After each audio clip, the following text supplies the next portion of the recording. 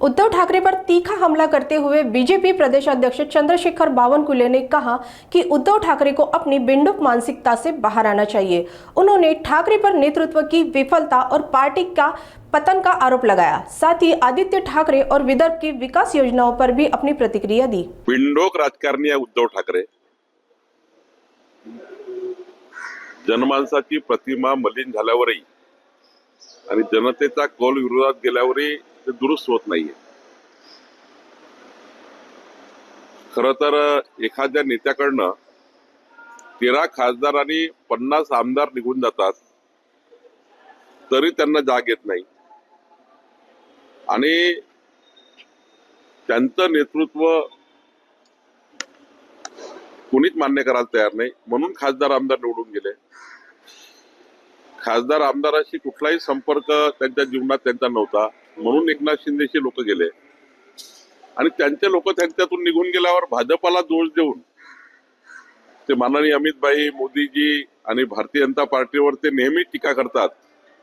आत्मपरीक्षण केलं पाहिजे की आपण कुठे चुकलो आहोत। जर त्यांनी आमदार खासदारांना योग्य वागणूक दिली असती तर ही परिस्थिती महाराष्ट्रात नसती। राहिला प्रश्न 2019चा, गद्दारी केलीच ना, गद्दारी झालीच त्यांच्याकडनं। त्यांनी सरळ सरळ भारतीय जनता पार्टीसोबत निवडून आले आणि या महाराष्ट्राला गद्दारीचं जे गालबोट लागलं ते उद्धव ठाकरेंनी लावलंय। त्यांनी त्या ठिकाणी सुरुवात केली गद्दारीची। त्यांनी जर तेव्हाच भाजपाची गद्दारी केली नसती तर या महाराष्ट्राचं वेगळं चित्र असतं।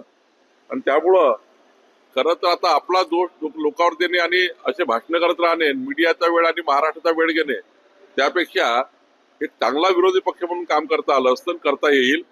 उद्धव ठाकरे निराश आहेत आणि हे असं बोलणं हे वेडेपणाचं लक्षण आहे आणि बिंडोकपणा आहे, अजूनही सुधरत नाही आहे। मला वाटतं अमित भाईवर टीका करून किंवा देवेंद्रजीवर टीका करून किंवा आमच्या पक्षावर टीका करून काही साध्य होणार नाही आहे। जी आज परिस्थिती आहे त्यापेक्षाही वाईट परिस्थिती होईल आणि आमच्याजवळ अजून त्या ठिकाणी जनमत वाढेल आणि उद्धव ठाकरेंचं जनमत हे रोज कमी होईल। या पद्धतीचं वागणं उद्धव ठाकरेंचं आणि कुठल्या घटनेला, ज्या घटनेला तेच जबाबदार आहे त्या घटनेला धरून बोलणे, महाराष्ट्राची जनता आता कंटाळली आहे। महाराष्ट्राची जनता उद्धव ठाकरेंच्या बोलण्याला कंटाळली आहे। आता महाराष्ट्राच्या जनतेला विकासाकडे नेण्याचं राज्य आहे आणि माननीय आमचे मोदीजी आणि आमचे देवेंद्रजी डबल इंजिन सरकार महाराष्ट्राच्या विकासाकरता काम करणार आहे। उद्धव ठाकरेंनी अजूनही त्या मानसिकतेतून बाहेर निघावं, बिंडोकपणातून बाहेर निघावं आणि महाराष्ट्राच्या विकासाकरता 4 गोष्टी चांगल्या कराव्या, जेणेकरून काहीतरी पक्षाला पाठबळ मिळेल, काहीतरी बाबी मिळेल। आदित्य ठाकरे यांनी टीका केलेली आहे की ज्यांचे कार्यालय महाराष्ट्रात आहे तिथे दावोस मध्ये जाऊन करार करण्याची काय गरज? ज्या कंपन्यांशी करार केला ते महाराष्ट्रात कार्यालय। असं आहे की इंटरनॅशनल कॉन्फरन्स आहे, त्या कॉन्फरन्स मध्ये देशाचे विदेशाचे सर्वच लोक, सर्वच बिझनेसमॅन त्या ठिकाणी येतात। मग देशातला करार राहो किंवा विदेशातला करार राहो, तो त्या ठिकाणी एकाच प्लॅटफॉर्म होत असतो, एकाच ठिकाणी होत असतात। त्यामुळे उद्धव ठाकरे बालिश आहेत, आपले आदित्य ठाकरे बालिश आहेत। त्यांना अजून सरकार पूर्ण कळलं नाहीये। ते 2 वर्ष पर्यटन मंत्री होते, ते पर्यटन करत राहिले, त्यांना अजून सरकारमधला मूळ गाभा कळला नाहीये। आणि देवेंद्रजींचं त्यांनी अभिनंदन करायला पाहिजे होतं की 17.75 लाख कोटी रुपये 17.75 लाख कोटी रुपये महाराष्ट्राच्या पुढच्या गुंतवणुकीत त्यांनी आणलेले आहे। देशभर कौतुक होत आहे, महाराष्ट्रभर कौतुक होत आहे, पण आता हे बिघडलेल्या मानसिकतेमध्ये जे कार्टे आहेत ते काही सुधरत नाहीये। मला असं वाटतं 5 लाख कोटी विदर्भात इन्व्हेस्ट होतोय, गडचिरोलीमध्ये 3 लाख कोटींचं इन्व्हेस्टमेंट येत आहे।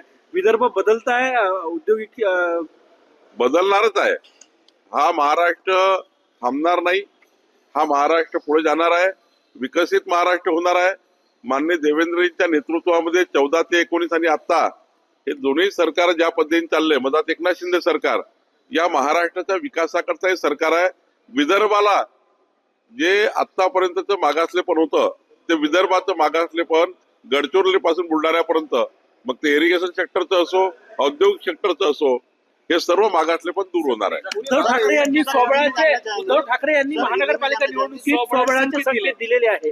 त्यांना ऑलरेडी शरद पवारजी यांनी काँग्रेसने सोडून दिलाय आणि त्यामुळं त्यांना आता दुसरा काही पर्याय नाही, दुसरा काही मार्ग नाही आहे. उद्धव ठाकरेंना साऱ्यांनी सोडलाय. एक दिवस असा येईल की उद्धव ठाकरे हम दो हमारे दो एवढेच राहतील.